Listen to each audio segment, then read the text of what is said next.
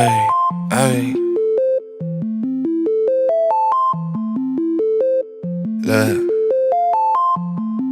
I'm too cool for the rules, baby, get off of me. Never need no push, I do it all for me. Keep a couple real hitters, got them on call for me. Money moving, got it in the market where it ought to be. Too true for the flex, baby, don't cap to me. Drop 50, bring 150 right back to me. Keep a couple real hitters, got them on call for me. Money moving, got it in the market where it ought to be. Look, Papa don't preach, teachers don't teach. Gon' reach, that's facts. I ain't worried about none of that. I'm making that cash stack. Bunch of O's like NASCAR, but it's really more like NASDAQ. Why they thinking that they hot when they really more like Coda on me like a referee. Hating what they'll never be. Small top with a big bottom, yeah, shorty shaped like a letter D.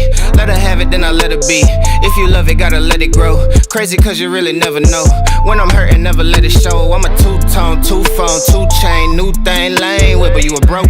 Low class, no cash, certified lame. I've been getting to it like I ought to. Couldn't pick, so I bought two. Understand why your chick came, I'm just trying to figure why she brought you. I'm really reppin' and I'm flexed up, and I ain't gotta tell them I'm next up. Sleep on the they rest up, but I'm up and I'm getting my checks up. Me and the fellas be high as propellers, ain't could tell us we great. Looking at like how do you figure unless you been talk about 8 figures. I'm too cool for the rules, baby, get off of me. Never need no push, I do it all for me. Keep a couple real hitters, got them on call for me. Money moving, got it in the market where it ought to be. Too true for the flex, baby, don't cap to me. Drop 50, bring 150 right back to me. Keep a couple real hitters, got them on call for me. Money moving, got it in the market where it ought to be. Look how we litty, we turned up the city, we raising the bar height. I been finessing, just look at them stressing, yeah, they been up all night. Sipping this water with somebody's daughter, she take what I taught her and build on it. Came in this game on that today, ain't in a couple years later, we still on it.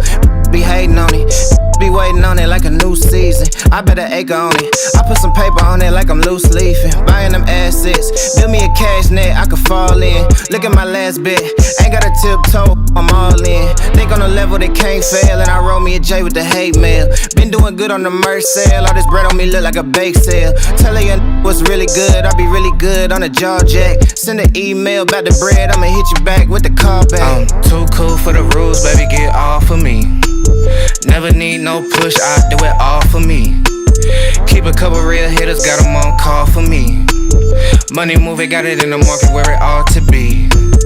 Too true for the flex, baby, don't cap to me. Drop 50, bring 150 right back to me. Keep a couple real hitters, got them on call for me. Money moving, got it in the market where it ought to be.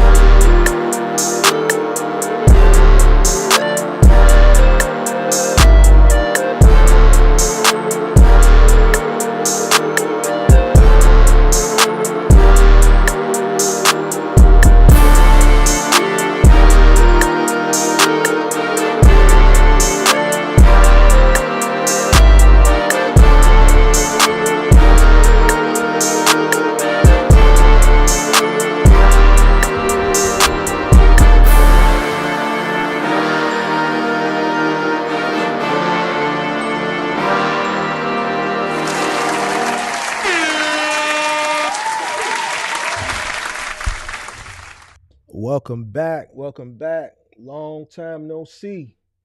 Long time no see. Long time no see. People been hitting my DM, my Facebook Messenger. Axel done text me 2 or 3 times today. He actually just texted me about 20 minutes ago. Like, man, where you been, man? Listen, I told you I was going on vacation. I said, man, I'm getting construction done. And I'm going on vacation. All right. I said this. I said this a week ago. I said I may come on next Thursday. I may not. Okay. But I'm here. I'm here. I haven't gone anywhere. I told you I wasn't going anywhere. Everybody's due up for a break. I took a break, got some work done, took a little vacation. It's all good. I'm back. I'm here. I'm here, man. I'm here, man. I'm here. I'm here. I'm here. 5 Star Logistics. What is the poll question? You can't see it. What are you grossing weekly in your box truck? Are you grossing 4 to 5K? Are you grossing 3 to 4K? 2 to 3K? Less than 2K? I had an idea where I think is going to win. I'm not going to say it. I'm just going to let the votes come in. Make sure you get those votes in. Where are you grossing? If you're in a cargo van, don't vote. If you don't have a box truck yet, don't vote. If you're running your box truck, vote. I mean, obviously it's confidential. Just trying to get a scope of where everyone is to get a sentiment on what's going on out there in the market. I already know what the answer is going to be for the most part. But just curious, just like to stay up to date in what's going on out there in the market. It doesn't matter what lane you run. It all ends up being the same at the end of the day. So just make sure you tap into the poll. What's going on? What's going on? What is going on? I see Mark Brown in the building. D, what is going on? Raleigh, North Carolina. I see Kelvin Birch. J. Cole, what up? J. Cole, I think I seen you. I was watching another live stream, not in trucking. It was a live stream I was watching about maybe 2 weeks ago. I forget whose live stream I was watching. It was somebody's, though. I seen you in the chat. Reg Daniel, what's going on? Cleveland in the building. Pippi, what's going on? Shout out to all the moderators. Shout out to all the moderators. It's D Walk. I see Cleveland, Devontae Smalls, Florida in the building. What's going on? What's going on? Sin, enjoying the music. Corey Jackson, what's going on? How is everybody doing? Answer 5 Star. Never says I appreciate you. I appreciate you more. Shout out to everybody that's also watching on Facebook. Welcome back. Welcome back. Thank you. Thank you. The Brown Goat Logistics. What is going on? The poll is blank on my side. The poll is blank. There's people voting. Maybe that's why the votes are low. Some people are probably seeing them. Some people ain't. So what do you see, Pippi, in 5 Star? Y'all don't see the question? Or people voting? I don't know. That's weird. I don't know. Well, people got to be seeing it because people are voting. And the votes, from what I see, they look normal. They look what's winning is what I expected to win so far. Was only 15 people have voted. So maybe you might need to refresh and come back in. Kevin Burt said he's seen the vote. Michigan in the building. J. Cole. Yeah, it was Tony the Closer. No, it wasn't Tony the Closer. It was Pocket Watching. Pocket Watching. Yep, that's what it was. I seen you in the chat. I also seen Lou Jackson. I seen Lou Jackson in a chat too. I can't remember who. I'm like, man, look at my subscribers and these other people's stuff that I be watching. Yeah, I seen you and JT, and I seen Lou Jackson somewhere else. I can't remember. William Sweet, what's going on? Florida in the building. That's Jacksonville. Craig, what up? What up? New to the channel from Brick City, New Jersey. Welcome to the channel. Let me see. You say you don't see no verbiage, just a blank template? Yeah, it might be on your side. I don't think 5 Star see it either. He said he didn't see the question, just the answers, which is what prompted me to ask the question. Yeah. What are you grossing in your box truck? That's the question. What are you grossing in your box truck? Weekly. Jay Stokes, Detroit in the building. What's going on? What's going on? Yeah, I know it's been a minute. Last week was Thanksgiving. Obviously, I didn't come on last Thursday because it was Thanksgiving. I did some impromptu lives did I private them or did I put them on members? I think I put them on members only. Black Friday, and I think I did one Saturday or Sunday. But they're members only, and I just been getting work done, little vacation, you know. I've been peeping, I've been seeing what's going on out here in these YouTube streets. I see everything, man. Trust me, if I don't see it, somebody gonna send some stuff to me. You know what I'm saying? And most of the time, people send me stuff before I see it. So it's all good. So I got a few things that I want to talk about. Then we're going to talk about micro, macro, and I'm going to make it really brief. I'm not going to be on here long. I know I say that a lot of times, but I promise you tonight I'm not going to be on here long. I'm actually purposely simplifying micro and macro because I don't want to make things complicated. Listen, the more I talk to people, the more I realize that a lot of people, I'm just going to keep it funky with you, just ain't business savvy. You know, a lot of people jump into business thinking that it's something that it's not.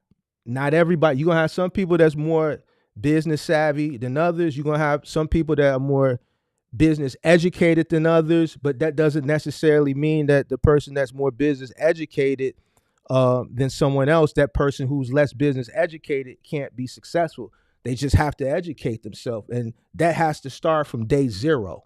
All right, just coming into something thinking that you're gonna feel your way through it, it ain't gonna work, especially in an industry that's competitive. You know what I'm saying? Especially in an industry that's competitive. All right, so let me get into it because I don't want to waste nobody's time, because I want to get in and I want to get out and I want to get to the presentation, which I'm going to try to keep within 15 minutes. We're going to do a brief little exercise. I'm going to answer a few questions. I'm going to try to keep this in an hour and 15 minutes. First thing I want to do is I want to address something. And I'm not going to address the BS, all right? I'm not addressing the BS. What I want to address is somebody challenge my faith, all right? My faith in God, all right? And hope. When I talk about hope, when I talk about people pushing hope and things like that, that's the only thing I'm going to address because I grew up in the church, all right? Actually, my pastor today is the same pastor that I've had since 1988. Okay, my mother joined a specific church. I'm not going to say the name of the church because I don't need nobody, I don't know who's out there. It might be somebody out there hate me for no reason, whatever. All right, so I've been with the same church since 1988. Same pastor, right? When I talk about hope, first thing, people will say things and they'll take things out of context, all right, to push a narrative, right, to get people to believe the narrative that they're trying to push, all right? So when I talk about hope pushers and hope dealers, and I'm not speaking on anybody specifically as far as hope dealers and hope pushers, I'm speaking on the narrative, all right? Hope and faith, all right? I'm going to give you an example and explain to you what I mean when I talk about people running off hope and hope dealers and hope pushers and things of that nature when it comes to business. All right, this is what I hope for every day. Well, before I go to bed, I pray. I pray in the morning, I pray at night, all right? One of the things that I pray for at night is I hope God and I ask God to please let me sleep peacefully. And I hope, God, that you bless me to see another day. I'm hoping for that. Why? Because I can't control it. If it's my time, it's my time. Before I leave out the crib every day, I hope and I pray that I return back home the same way I left it, in one piece. I hope that I can return back home. I don't know what's in store for me. I'm a peaceful person. I don't bother nobody. I try to live life, as righteously and as purposefully as possible. You know what I'm saying? Those are things that I hope for. I hope that when my mother leaves out the house, when she goes and does a little grocery shopping, or she goes to her little senior aerobics classes Monday or Wednesday, or whenever she goes, and she goes and does her little groceries, or she runs her little errands and goes to her little senior citizen line dance classes, whatever a retired senior citizen person does. I hope that when she leaves out, she returns home. All right. I hope and I pray that when she returns home, she makes it in the house safe. Right. These are things that are beyond my control. My brother, I hope when he leaves out the house, he returns home. I hope my niece returns home. My homies. I hope and I pray and I have faith in God that things that are beyond my control, these are the things that I hope for. Now, when it comes to business, there's a little hope there, but let me tell you what happens when you hope for business. I hope, God, you wake me up to see another day. Because if God doesn't wake me up, then I won't be able to go to work anyway. If God wakes me up in the morning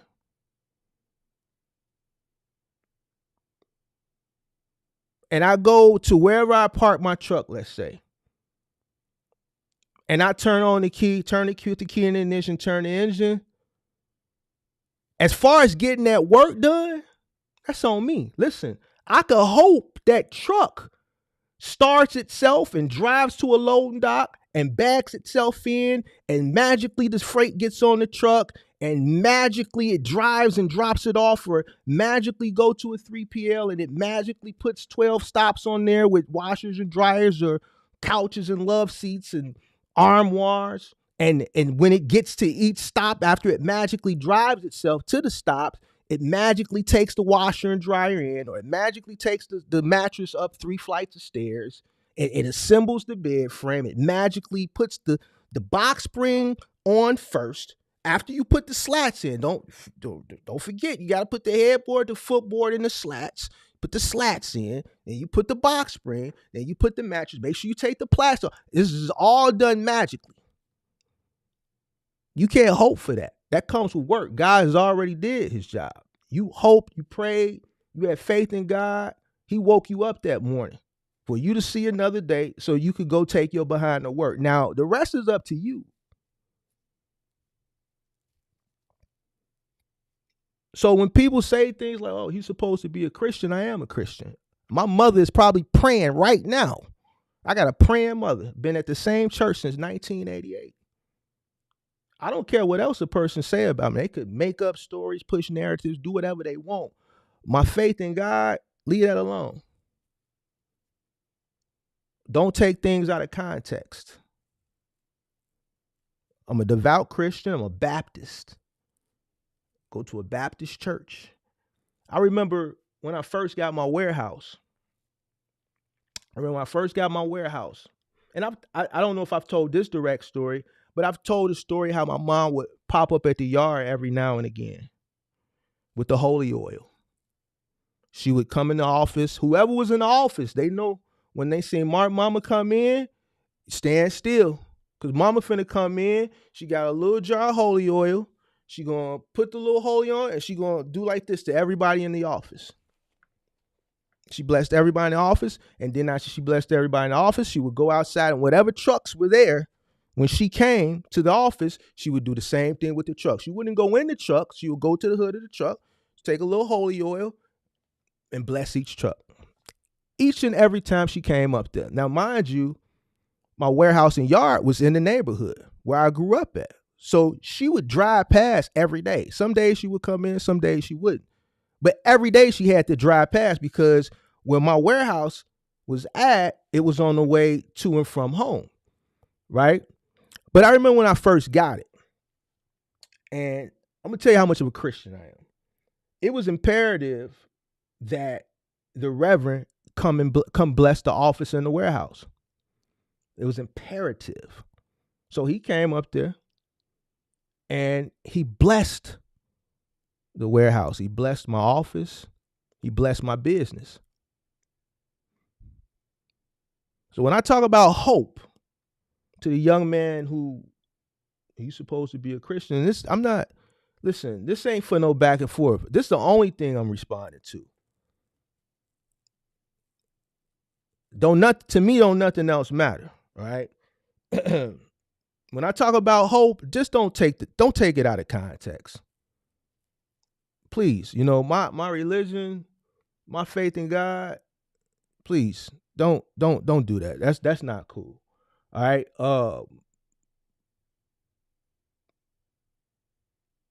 Don't take that out of context. Don't. You know what I'm saying? Because it's a difference. You know what I'm saying? You can Hope and pray all you want in business. But God has done his job once he woke you up in the morning. It's your job to go out there and get it. And a lot of people push the narrative, and I'm right now I'm not speaking on anybody specific. A lot of people push the narrative, of hope for people to go out there. And I feel like that's what a lot of people did that during the pandemic. And that's why so many people failed. Because instead of pushing education, which a lot of people didn't have, they couldn't push the education, so they pushed hope. And that's what people bought into.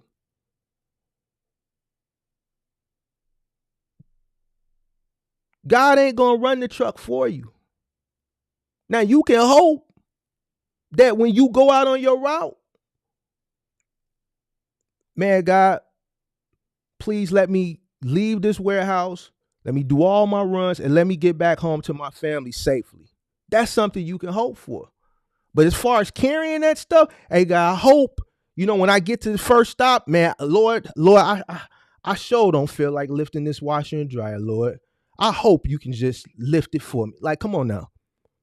Lord, you know what? I done went out here and I done got this new truck listening to content creator A, and I should have did this. Now I got to pay this note. I got to pay this insurance. I got all this overhead, God. And God, I only had a plan on, just doing 10 stops or Lord Jesus, I didn't know running over the road was going to be like this. Terrence I seen Terrence's name pop up in my baby mama's phone. I know my baby mama's creeping around with Terrence. I can't be over the road for 30 and 45 days. I can only be over the road for 4 to 5 days at a time because I need to get back home to make sure my baby mama ain't sleeping with Terrence.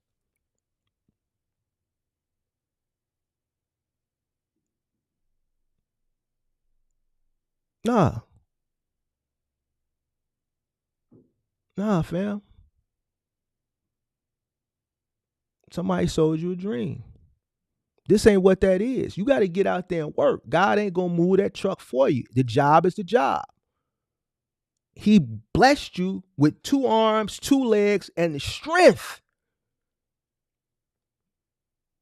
and the capital or the credit or whatever it is you needed to get started. He did his job. The work is on you.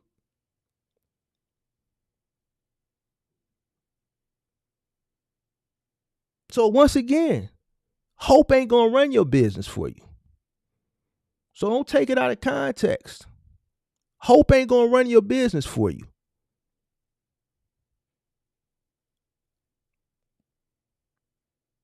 It's not. Hope that you wake up in the morning so that you can go to your business and work your butt off. That's what you should be hoping and praying for. Hope that when you get to work and you go bust your butt, that you return home to your family the same way and you don't get mixed up in no trouble or get caught up in no crossfire or hit a deer and run off the road or fall asleep or any of that stuff. Things that you can't control or that are beyond your control, those are things that you hope and pray for. And you have faith in God. Now that's it. And when I say hope dealers, now you should know what I'm talking about. Please don't take it out of context. Don't challenge my faith in God. Matter of fact, you're welcome to come to church with me. You're welcome to come to church with me. You here. So the invitation is extended. You can come to church. You can sit in the pew with me and the OG. All right. So that's that. The foolishness I'm not responding to. Now, let's talk about Monday night. Let's talk about Monday night. I got to replace this Wiseman show. I like Monday night. I like that night. So I've been thinking and I came up with a new show. I don't even know if I'm going to do it on Monday night. I might switch tonight. But I did come up with a new show to replace the Wiseman. I don't know what night I'm going to do it on. I'm not going to talk about the show because we're still working on it. Hopefully we can start it. It's going to be a weekly show. Hopefully we can start it next week. We're still working on the back end stuff. It's going to be a show. I'm not going to talk about it. You'll see it on the pilot. I think this show is going to be probably the best show that I've ever put together. It's going to be better than the Wiseman. It's going to be better than Testimonials. It's going to be better than Rolling Commerce. I think this show, and this is an idea I've had in mind. I just knew that it would be a big project, and I just wasn't willing to take it on. But I think I can take it on now. You know what I'm saying? So I'm going to do it. Hopefully we can have it done. We're working on it. Hopefully we can have the first show. It'll be a live show. Hopefully we can start it next week. If not, then the week after next. For sure. It was one more thing I wanted to talk about. But I forgot. Maybe it'll come to me. All right. Maybe it'll come to me. All right. Let's talk about microeconomic and macroeconomic forecasting when it comes to business. But before that, I hope everybody had a happy Thanksgiving. I hope everybody, enjoyed themselves and enjoyed their family and spending time with their family. And I hope everybody followed my strategy on Black Friday. I hope everybody's out here being prosperous, making money. I know I don't want to say a lot. I know some people are still having a rough time. I get the DMs. But just keep watching and, applying the strategies that I've talked about in the past, and hopefully you should see some turnaround. Coaching sessions, I might kill coaching at the top of the year. I might kill it at the top of the year. I'll get into that at another time. All right, let's talk about micro and macro. Micro and macro economic forecasting strategies. All right, but outside of micro and economic forecasting strategies, let's talk about what macro and microeconomics is. And I'm going to keep it real simple. I'm going to break this down in 15 minutes. I'm not going to drag it out. We're going to make it very, very simple. All right. I got to make things really, really simple. All right. Microeconomics is looking at economics from a micro standpoint. Macro is looking at it from a macro standpoint. So micro, all right, microeconomics, you're focusing on the independent, you're focusing on individuals, consumers, and businesses. All right. Their thinking, their behavior. All right. Individual, business, behavior when it comes to the economy. All right. Macroeconomics is looking at the economy as a whole, everything. All right. GDP, inflation, unemployment, Fed rate, all of that stuff. All right. You're looking at the economy as a whole. All right. Micro, you're looking at it from a micro standpoint. Simple. Individual, businesses. For example, a microeconomic example. Okay, if I'm studying the market, matter of fact, let's just do an exercise. Let's just get into an exercise. Let's say I want to forecast December from a microeconomic standpoint and a macroeconomic standpoint. All right. So first thing I'm gonna do is, what do we know? I'm gonna see, what do I know already? What do I know? It's December. It's the last month of the year. All right. We're in inflation, right? So Jerome Powell said back in September, October that they were going to raise the rates 2 more times before the end of the year, right? All right. So they raised it in October. That took us to 8%. November, we thought they were going to raise the rates, but they didn't. We ran flat in November. Flat means there was no change. They didn't raise nothing. All right. They didn't lower it. They didn't raise it. Nothing happened in November. So it's a 99.9% chance, based off what the Fed said, Jerome Powell, that they were going to raise the rates twice before the end of the year. It's a huge possibility. I say now 99% that we're going to see an increase before the end of the year. So within the next 30, 31 days, we're going to see an increase, and we know it's going to be about a half a point. What's a half a point, Mark? About 0.50. All right. So a half a point. All right. A point is 1. Half a point is 0.5. Half, right? All right. So a percentage, or a half a percentage, right? So we know that, right? And we know that when they raise that interest rate another 0.5%, what's going to happen? That's going to take a little stab at inflation, right? The purpose of driving the interest rates up is to lower inflation, right? All right. How do we lower inflation? You drive the interest rates up. Inflation goes down because you drive the interest rates up because you want to slow down the economy. You want people to stop spending. That's how inflation goes down. That's me analyzing the industry from a macroeconomic view. We know that the rates are going to go up a half a point, and this is for the country. This is the big picture, macro. We know that inflation is going to go down a little bit. We don't know how much, but we know it's going to go down. If the rates go up, inflation is going to go down. Unemployment may go up a little bit, right? I don't know what the GDP will do, you know. What is GDP, Mark? It's about the market value of goods and services in the country, all right? So the goods and services, they have a market value, all right? It's analyzed annually for the most part, but sometimes it can be analyzed quarterly.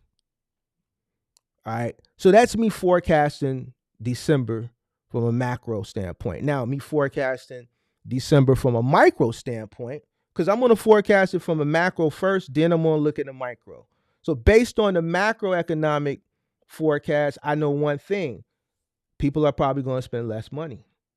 All right. In industries such as housing, you're going to have less people buying houses, right? If the interest rates are high now, people are complaining now. If it goes up another half a point, now you're looking at 8.5%. It's highly unlikely that people are going to run to their realtor and buy houses. They're not doing it now, so they're definitely not going to do it in December. People probably aren't going to buy cars. Right now, I think we got the highest repossession rate ever. A lot of people are losing their cars, right? Because of what they did during the pandemic. They bought stuff that they knew they couldn't afford, right? But people who may have the money right now to buy a car, people with money that are smart, if they raise the interest rate next month, person's probably apt not to buy a car. Only person that'll buy a car next month is if they absolutely need one.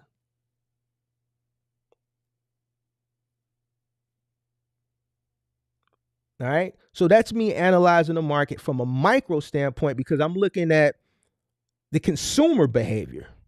Now let's look at a microeconomic, let's analyze it from a business standpoint. You may have to lay off some people.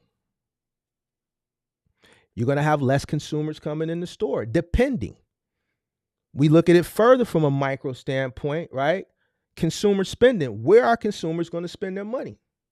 How are they spending their money? How much of their money are they spending? Are they buying essentials or are they buying frivolous goods? 9 times out of 10, based on my macro economic analysis, based on what we know, which are facts. These are facts. This is what Jerome Powell said. This is what he said out of his mouth. He makes these decisions. He said the rates are going to go up twice. We still have one more rate hike. We're probably not going to see a cool down until February. Why? Because nothing happens in January. They're going to be on vacation. So it's a 99% chance the rates are going to go up. What are people buying? Essentials.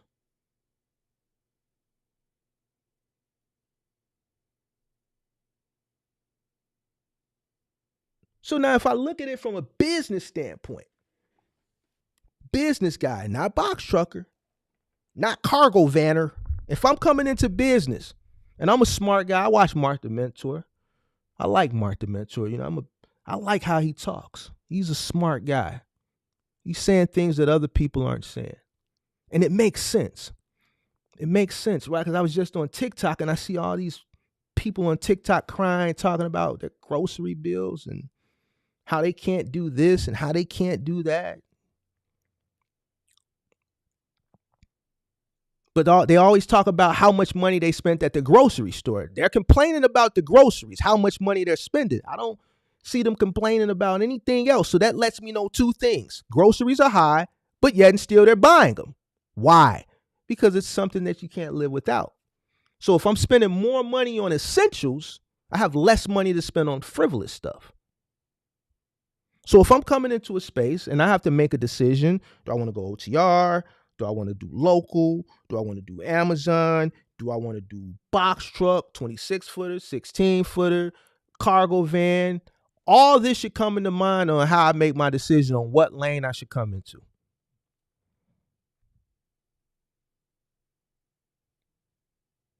If I do further research into the industry, trucking, I'm going to find out, Mr. Cargo Van or Box Truck, new entrant into the space, listening to Mark and just doing research on my own, that capacity is high. What is capacity? Empty space, empty truckload space. Why is capacity high? Because there's still an overabundance of trucks, equipment that came into the market during the pandemic, right? Due to the rise in volume, due to the money that was given by the government. There's still a bunch of people hanging on. They may be hanging on by a thread, but they're still hanging on, right? So now that there's an overabundance of supply and the demand is lower, what does that do? Now we're looking at it from a micro or a microeconomic standpoint when it comes to trucking, supply and demand. Supply is high, demand is low. Rates go down. Looking at it from a macro standpoint, why are rates down? Because the overabundance of supply due to stimulus money from 2 years ago. When I analyze and I forecast based on totality. I don't forecast based on one specific industry. You know, just because one thing may seem like it's doing good, that doesn't speak for the totality of logistics. And I said this before on a live stream. When I'm speaking to people, when I do a live stream, I know I'm speaking to people in different genres of logistics. So when I talk and I present facts to you, I speak on totality.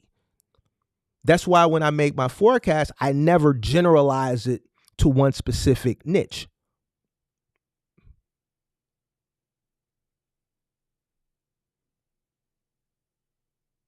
And that's how you forecast. You don't forecast. Well, you can, but I don't. You know, I forecast in totality for logistics. All right. So that's a brief little exercise when you're looking at micro and macroeconomics in general. And when you want to look at it, you want to forecast for logistics as an industry. I think it's important to know the difference between micro and macro. I think if you're a business person, whether you're in a goods business or you're in a service business, this is something that you need to know.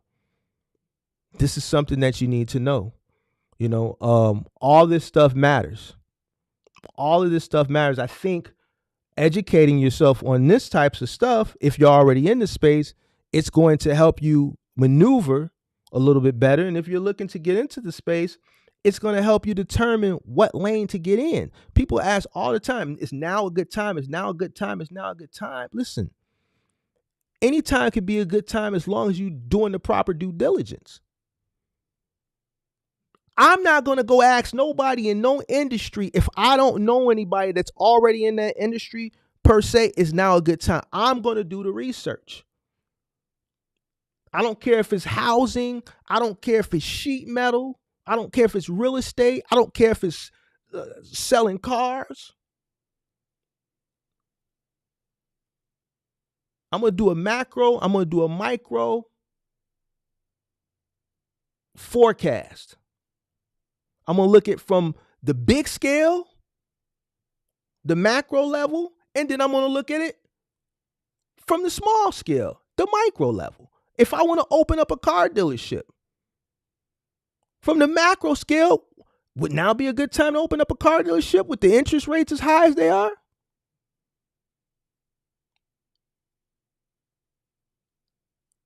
Looking at it from a micro standpoint, are people going to come in? Looking at it from a micro standpoint, Are they going to be able to afford the cars? Looking at it from a macro standpoint, the banks, it's costing more money to borrow money. Money is more expensive now.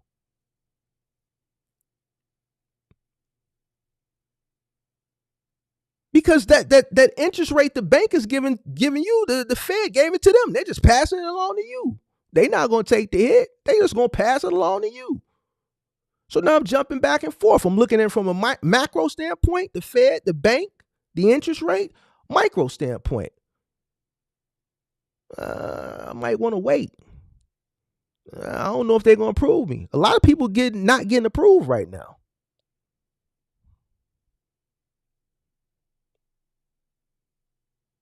Real estate, same thing, 8.5%. Most people can't take a 15-year mortgage. Most people taking 30 years.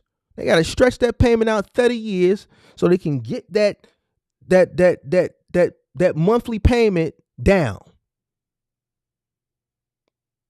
A person go in, they tell them, okay, your 30-year mortgage going to be $1,500 a month, but if you want to pay it off in 15 years, it'll be $3,000 a month. A person who can afford $1,500 barely by the tip of their chinny chin, they're not going to be able to afford $3,000. So now you put 8.5% on a 30-year fixed rate.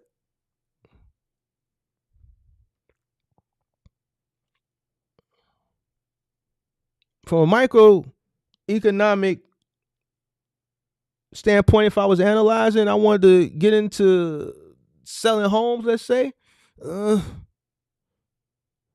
If I get in, I'm probably going to have to rent it out. May not be able to turn it around as quick as I thought in this economy. People ain't really buying nothing. That's why ain't no inventory out there like that. Or to a person who may be looking to upgrade and sell their home, right? And get into something else. Person who bought their home 10 years ago, let's say they might be at a 3.5%, 4%. So you're going to sell your home, you're going to make the money, but then you're going to go somewhere else and buy high and have a higher interest rate. You doubled your interest rate. So from a microeconomic standpoint, so micro, you're looking at the behavior of individuals and businesses. Macro, you're looking at the economy as a whole. GDP, inflation, interest rates, unemployment, things that affect the economy as a whole. And you just take that approach and you apply it to box trucking or cargo van.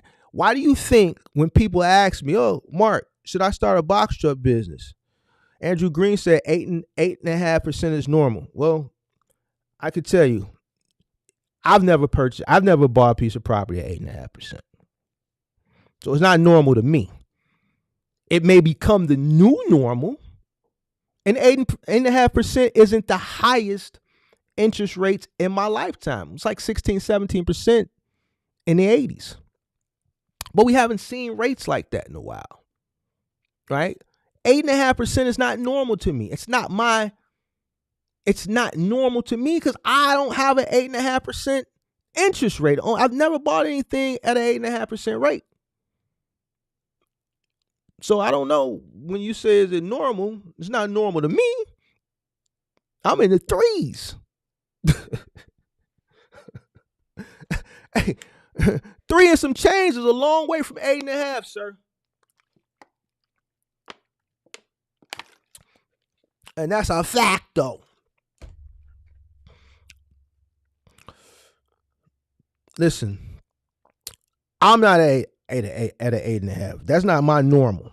But let's take that. Let's take that as an example. How can I put this into an example? I think I kind of use a similar example. So it goes back to when I talked about analyzing and forecasting logistics as a whole, right? You got people, I see people say, oh, Amazon, oh, rates, oh, my report industry, oh my God, $5 a mile. Even though it's $2.50 a mile because you have to cut it in half. Whatever, right? If you like it, I love it. Whatever. I don't care. I've never done Amazon. I don't, not my, if it would have existed when I got into the business back in the day, I probably wouldn't have did it. Ain't my type of money. And I'm not knocking it, but it's just not my type of money. It's not my type of thing. All right. So you got people selling, hollering in the street, the rates, oh my God, whatever, right? But you got the OTR lane, the rates are suffering. When you look at the industry as a whole, logistics, trucking, box trucks, OTR, it's not good. All right? It's not good.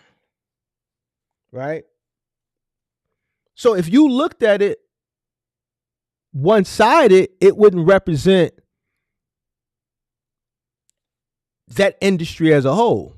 You have to look at the industry as a whole, right? That's just like looking at one of these people on TikTok complaining about how much groceries are, and you got these women crying on TikTok. I don't know why, these women, why these people go on TikTok and they put all their personal business on the street and they cry and they complain about groceries and how they can't afford to do this and how they can't get a new car there or whatever, right? Okay. Looking at the country as a whole economically is struggling. Mark ain't complaining. So I can't look at my situation and being straight and say, well, man, the economy's straight because I'm straight. I'm doing good. I ain't complaining about nothing. Yeah, groceries done went up, but I gotta eat. I guess since grocery went up, I can't go get my lining. I can't go get my locks twisted. I guess my hair gonna have to get dirty and it's gonna have to stink and it's gonna have to look red. No, ain't no cutbacks. If it ever get to that point, then we gotta boss up. We gotta go find more money. But I'm not complaining. So I can't say, well, since I'm not doing bad, I don't know why they on TikTok crying. All these people done got this challenge on TikTok talking about, so the economy good. No, I can't look at it like that. I got to look at it from a holistic point of view. From a holistic point of view, the economy is bad. A lot of people are struggling. A lot of people, I can't forget the number, don't even have, $400 in their account, their savings account. I don't know why you got a savings account anyway. That may be one of the things why you having a hard time managing money, because you putting your money in something that you're not getting anything out of, and the place that you're putting it, they're getting more out of your money than you. But I think it was $400 or $4,000, some low number. Most people, the average American, doesn't even have that in their, I think it was $400. Don't even have that in their savings. So from a holistic viewpoint, no, the economy is not doing well.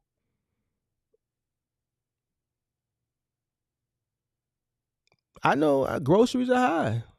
Fuel is up there, I guess. People want to do things or people are sacrificing doing things because it's costing them more to live. I think a big part of it, I'm just going to keep it 1,000 with you. I think a big part of it is entitlement. I think a lot of these millennials, especially these Generation Zs, they want things, but they don't want to work for them. Like I see people crying and complaining. You talking about your car, you talking about your house. Well, we don't even live in a big house, and we spent money on groceries, and the lady was crying, talking about, and then she went viral talking about after her and her husband, they both make $100,000 a year. They paid their bills, they went and bought groceries, and after they paid their bills and bought groceries, they had $300 left until they got paid again a week later. To me, that's good. To me, that's great. You got $300 left? That means you got your groceries, your bills is paid. You got $300 to save.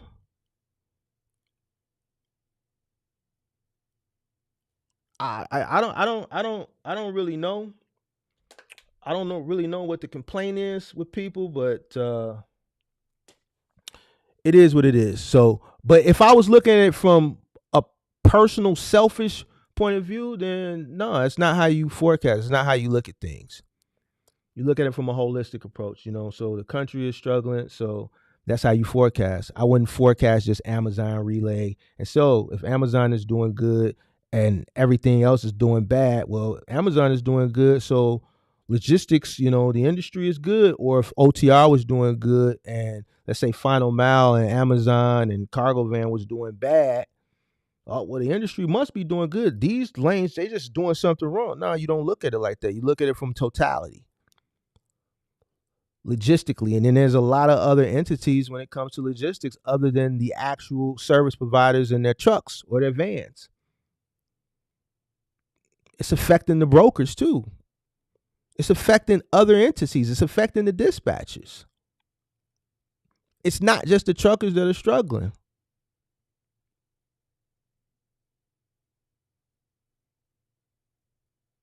It's not just the truckers that are struggling. The insurance companies, except for the insurance companies, the only thing they're going to do is just ride the rates up. So if you can't afford to pay the higher insurance cost, no problem. You're going to tap out, and the next person who's struggling to pay, they're going to pay it. So now they're going to cover the cost of you and a percentage of somebody else that tapped out because they raised the rates.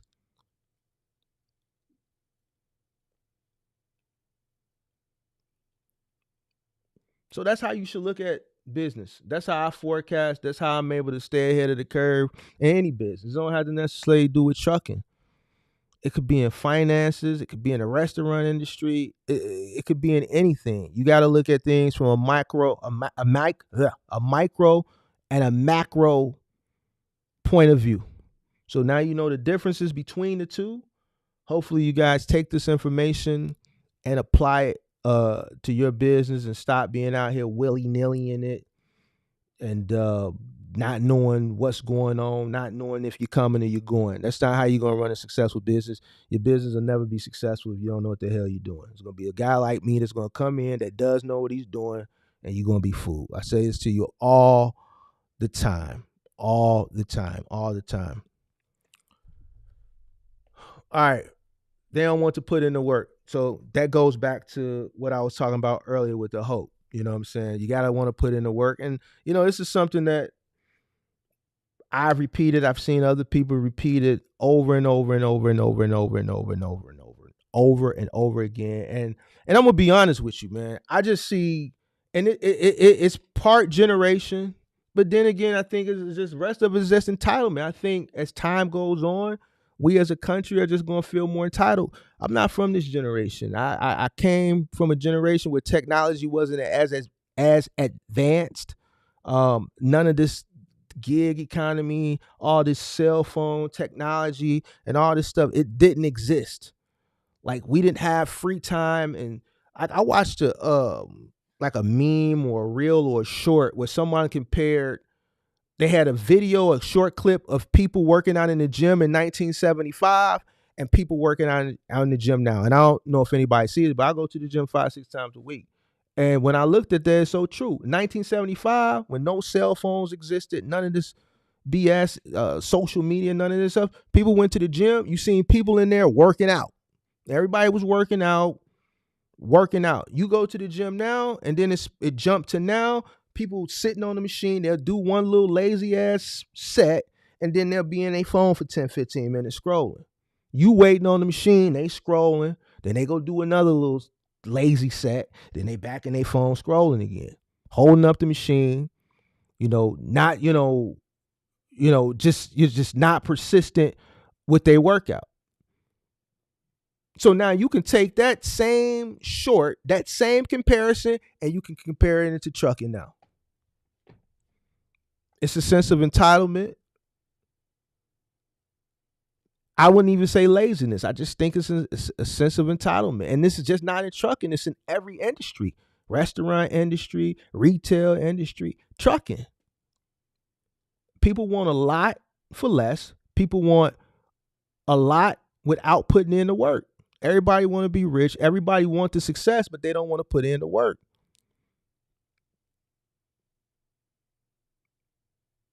They don't even want to put in the work and educating themselves on how to be successful. Like, they rather pay someone to hold their hand. Bro, listen, no, it ain't going to work like that. It ain't going to work like that. You want to buy your time back, you got to work.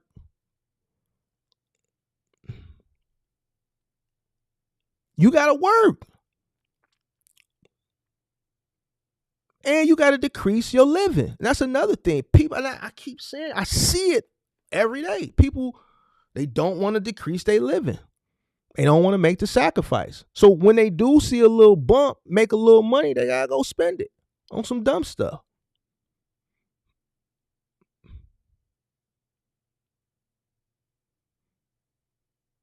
The only way you're going to get rich, you don't get rich from working. You get rich from investing. Active income is never going to make you rich. Never. So whoever sold you that dream, go get your money back, fam. You work hard so that you can have extra money. Listen, check this out. You can work hard. Most people working hard and they barely have enough to cover the bills. Some people work hard and they don't even have enough to cover the bills. But to the person who works hard, let's say in this trucking, box trucking, they barely have enough to cover the bills. Man, they struggling. They living paycheck to paycheck. How you going to get rich living paycheck to paycheck? Can somebody explain that to me? That's why I did the poll. 24% said they make gross in 4 to 5K. 20%, 3 to 4K. 2 to 3K, 33%. Less than 2K, 22%. And these are real numbers. You know why? Because none of it looks fictitious. These are people giving it, because it's private. People are giving what they're honestly doing. You got 22% out of 50 votes. We got 60 people in here that are making less than 2K. So if you're making less than 2K weekly, let's put you at the 2K. That's $8,000 a month. More than 50% of that is going to cost. More than 50%. So let's say 50%. We're going to boost the number up. That's $4,000 a month. Who can live off $4,000 a month? I mean, you can. But let's say you make it after cost, you got $4,000 left. You still got to pay yourself. So $4,000 net. And I'm boosting the number up to prove to you a point. 50% cost. That leaves $4,000. You still got to pay yourself out of $4,000, and the business still has the cash flow. So let's say you pay yourself $2,000, which is too much, but let's say you pay yourself $2,000 and you cash flow the business $2,000. Uncle Sam, you're going to have to figure him out later. Can you live off of $2,000 a month? Honestly, I don't know what people live at, but average one bedroom here is $1,900, $2,000. New York is higher. Let's say you live in the middle of America. Let's say you find you a 3-bedroom house for you and your family for $800 a month. So you live in the middle of nowhere, rural America. You find you a 3-bedroom. Some of y'all like 3-bedroom for $800, but I believe some of these places out there in rural America, you may be able to find a place for $800. Let's just say $1,000. Now let's say $800. So now you got $1,200. You got you, your old lady.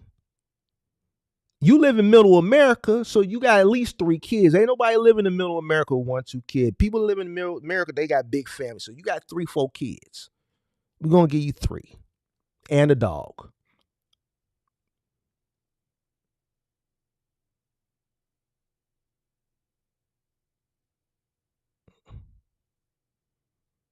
So now you got to pay all your utilities. You got to get all your kids, pay for all their little stuff, whatever else, utilities, your bills.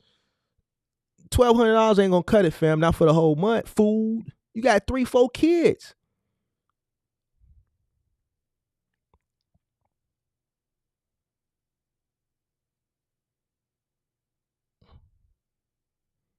$1,200 ain't going to cut it. Now let's go up. 2 to 3K a week. Let's put you at the 3K. Let's max it out. I put you at $12,000 gross a month. Let's say 50% going to cost. We know it's more, but we just going to make the math. We going to make it math for the example. $6,000. All right, you still got to cash for the business. Let's say 50-50, $3,000 a month. Can you live off $3,000 a month?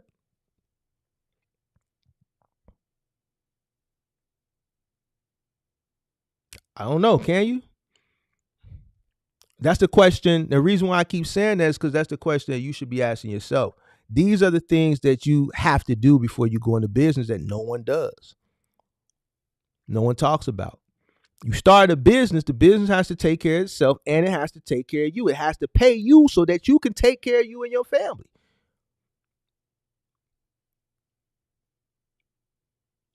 I know what it costs to live. I live in a big ass city. My property tax is steady going up.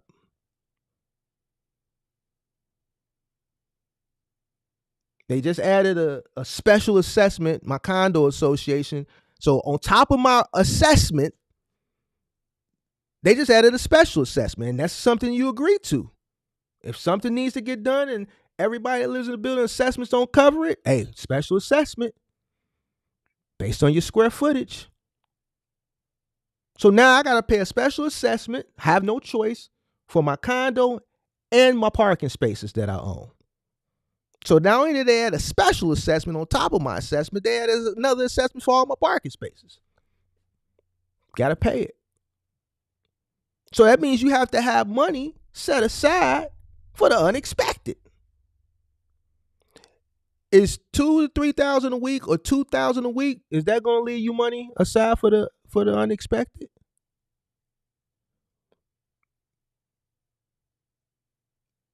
So let's take it back to what I started talking about. Because people thought, oh, we'll get rich box truck. You're not going to get rich working a job. You're not going to get rich running a box truck business. You're not going to get rich from active income. The only way you're going to get rich is from passive income. And the best way to get passive income is by working really, really hard, making active income, and investing into something that's going to bring you passive income. Right? So if you're barely getting by in your business, your box truck business, your cargo van business, or whatever business is you're running, you need to go back to the drawing board. You need to reassess, because not only do you have to make enough money to float the business, cash flow the business, you have to make enough money so that you can cash flow the business, pay yourself so that you can have money to pay you to take care of your family. And after you take care of your family, you still need to make sure that you pay yourself enough, that you have enough money after you take care of your responsibilities from your family to invest into something that can create you passive income, so that later on down the line, after you aggressively invest in it, you seek a financial advisor who tells you what you should and shouldn't invest in and how to move your money around. That's how you get rich.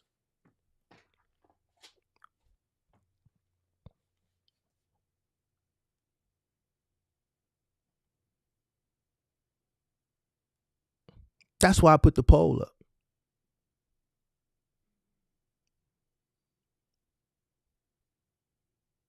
It's quiet tonight. See, this is one of them reality checks.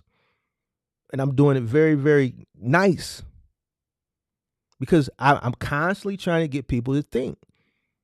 And this is why I be like, when I be doing these coaching calls, like, I don't be knowing what people be thinking.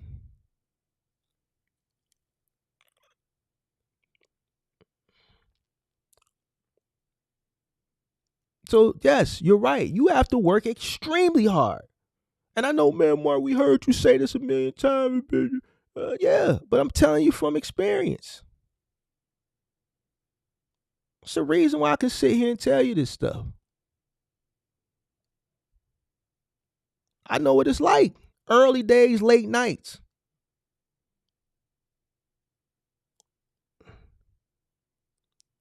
Sacrificing your body, sacrificing my body, my shoulder. I gotta live with it. Hip, gotta live with it. Lower back, gotta live with it.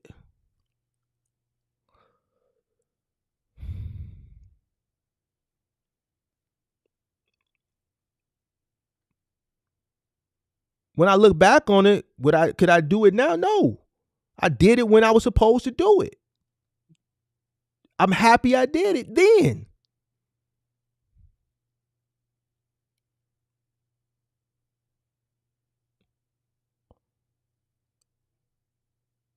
And I lived within my means.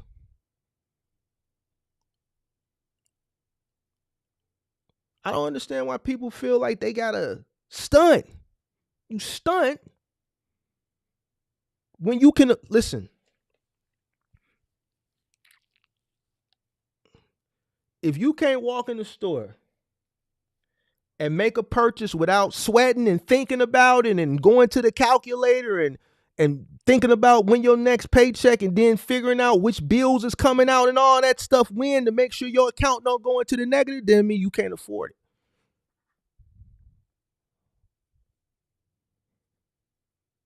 And especially if you start a business, you can't afford nothing.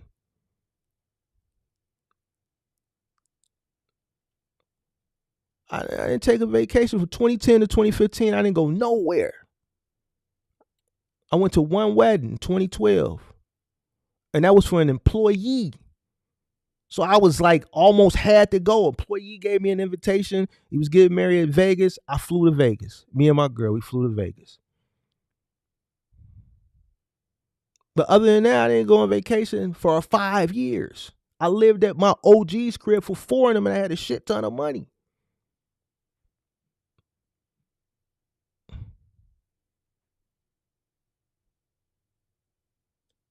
Hard work, delayed gratification. Hard work, delayed gratification. Hard work, delayed gratification. The delayed gratification is what's going to give you the extra income to invest into things that could possibly make you rich. But you're not delaying your gratification because you got to stunt.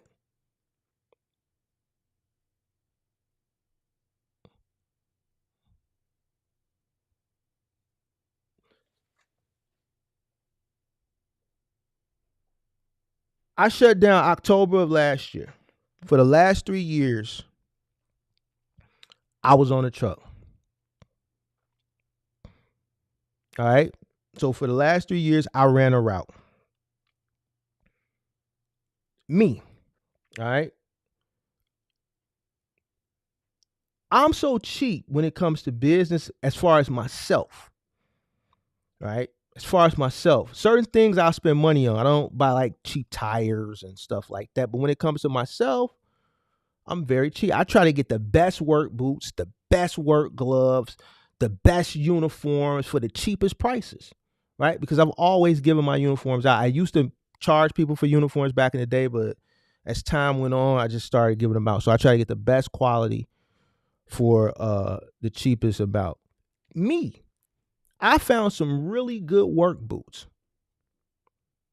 that were similar to Red Wings, but they wasn't quite Red Wings. Because, see, I didn't want to spend $180 on some Red Wings. Now, this is me.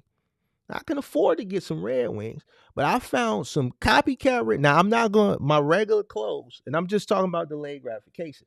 Because some of y'all want to go in to these places and you driving your truck and you want the Red Wings, but you may not be able to afford the Red Wings. I can afford the Red Wings, and I didn't get the Red Wings. I got the Blue Wings. Now, I don't know if they was called Blue Wings, but I got them from Walmart, and they was $60. And they was just like the Red Wings. So if Mark can cut his cost in business, you can too. You on the new. Why you got the expensive work gloves in your truck, the $70 work gloves? Why? So you can spill diesel on them?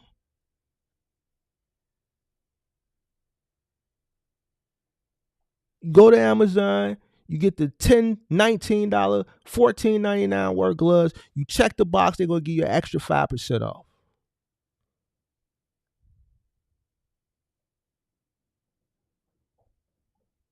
Why you got to buy a new car?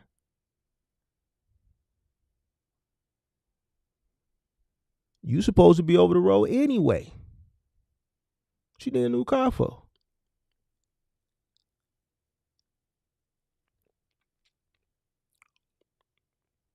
Why are you spending a bunch of unnecessary money? You should be delaying your gratification so that you could pay yourself more, so that you can invest into things that are going to make you rich. or possibly make you rich. I'm a cheap man myself, no shame in me. I'd rather get an iPhone 11, 13 than a new one. Hit the line. I never spent more than $200 on a phone. Well, I can't say that. You can't run a business just thinking on the surface level. Got to think deep and vast about it, the ins and outs of the business. And that's correct. Work hard, but also work smart. And to be honest with you, salesman, I think a lot of people aren't doing both.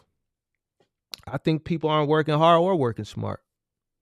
I consider working smart educating yourself on what you're doing. A lot of people aren't educating themselves coming in or while they're in, right? And a lot of people just refuse to work hard. You got OTR guys that refuse to stay out. It's called OTR, over the road. Trying to come home every weekend, you're not going to maximize your earning potential trying to come home every week because you're not going to be in position every Monday morning where you need to be. You're not. It's like starting over again. You want to be in position already. If you live in the Southeast, you might want to be in position in the Midwest. But if you're in the Southeast, now you're starting from the Southeast every Monday or whenever your cycle starts. So now you got to try to figure out a route to get you to the Midwest where the money at.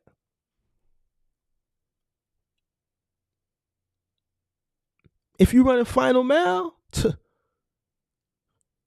man, they offering you a 5-day or a 6-day contract. You can't take a 7-day contract because you ain't got a fleet of trucks, so you can't switch people out like that. You ain't got trucks and you ain't got people. It's just you on the truck and your helper, so you can't do 7 days.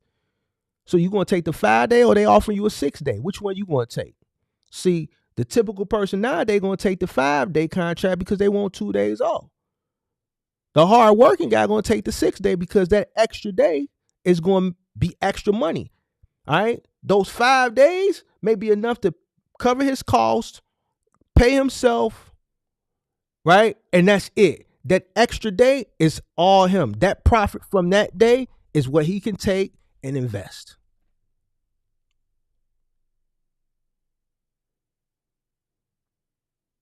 But nowadays, person gonna only want to work 5 days. They ain't gonna want to put in them 7 days. I work 7 days a week.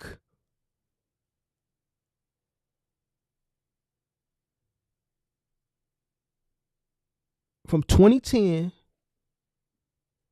to 2020 to 2023, I wasn't working 7 days, 6 days. But from 2010 to about 2019, 2020 to the pandemic, 7 days. And yeah, Mark, you wasn't on the truck for a big bulk of those years. Yeah, but I still work 7 days. Going to the office, mentally thinking, problem solving. That's work. It's mental work. It's hard too. It's hard. 7 days.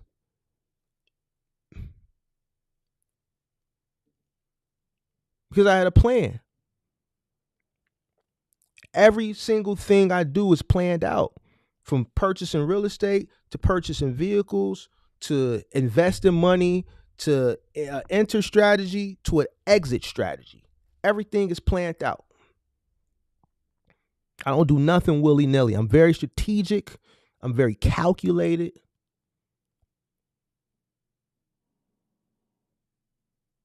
And that's how you should be when it comes to business. That's how you should be. I know what I'm doing in 2024. I know what I'm doing in 2025 in certain businesses. In my financial business, I know what I'm doing next year. I know what I'm doing in 2025. Because I've already forecasted. This industry is cyclical. I know what's going to happen towards the end of 2024. I know what's going to happen in the first quarter into April of 2025. I'm positioning myself right now for it. I'm not going to wait to the last minute. I'm not a retail investor. I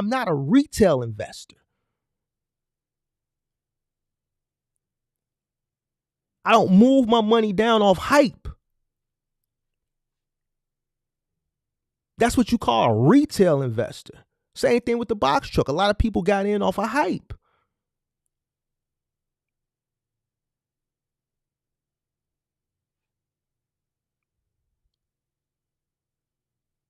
I know what I'm doing way down the line. And I prep and I plan and I prepare for it. What do I always tell you? When people are greedy, be fearful. When people are fearful, be greedy. So when those retail investors for my financial business start buying in off a hype when things go parabolic, I'm exiting. Same way I exited in the trucking space. You want to buy these old trucks for more money than what I paid for them 10 years ago? Here, be my guest. I'm out. Because I saw it was coming anyway. It only took me from March of 2020 when the pandemic hit to the end of 2020, December of 2020. It only took those, 9 months for me to realize what I needed to do. That wasn't in the plan. My plan was 2025, but things happen.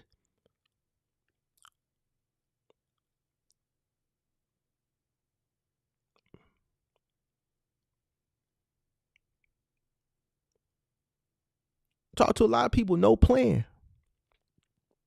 Don't even know how to create a plan. Don't even have a business plan. Some people say you don't need a business plan. Okay. All right. Let me know how that works out for you. Let me know how that works out for you.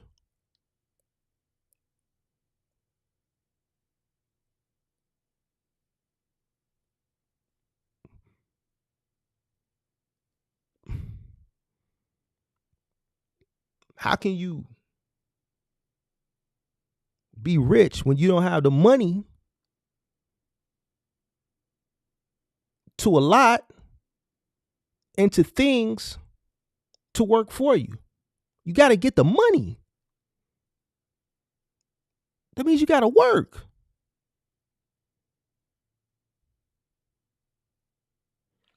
I don't get it. Joe Rogan has moved to Houston to escape the craziness of California. A whole bunch of people followed. I mean, the craziness stuff that's going on in California is going on in Houston. It's going on in Chicago. It's going on in Philadelphia. It's going on in Seattle. It's going on in Portland. It's going on in New York. If you're talking about like all the smash and grabs and the crime, that's going on everywhere. You want to talk about retail inflation? A big part of retail inflation outside of rates and things like that due to, the pandemic and the Fed. Another big part of retail inflation is due to everything that's going on with retail theft right now. All the smash and grabs, all the internal theft. The more lost retail investment, retail companies, big box stores have, the higher the prices are going to go. Why? Because they have to spend more money on security. The grocery store, I live downtown South Loop, Chicago. I go into the grocery store, armed security in the grocery store now. It wasn't like that 3 years ago, 2 years ago. In a grocery store, armed security. At the front door, the entrance, and they got one walking around. Armed in the grocery store.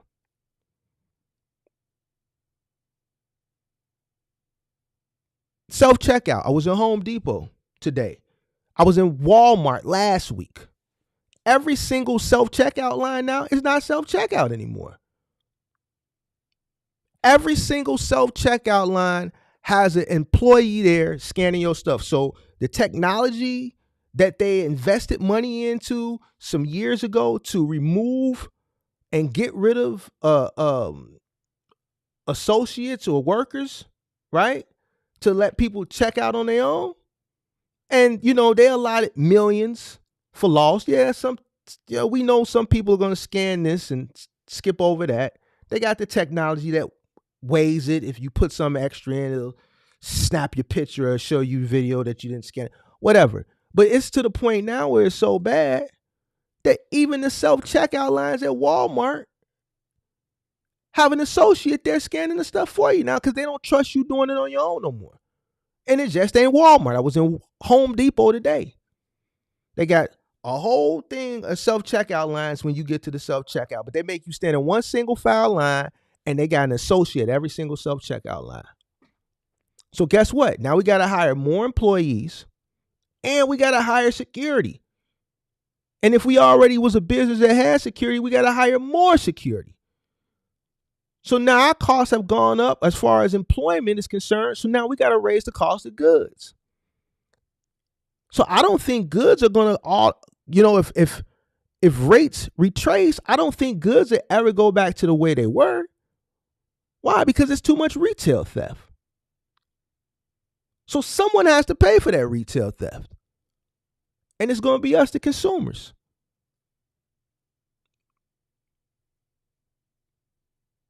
So that's everywhere. That's everywhere. I don't know, Joe Rogan, if I had a choice to live in California or Houston, I'd probably stay in California.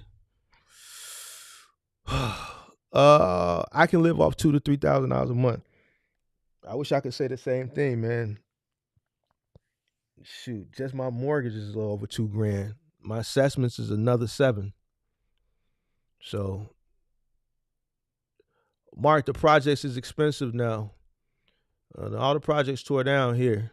So, projects been going from here over 10 years. So, they got one project still up. There's a few projects still up, but for the most part, they all gone.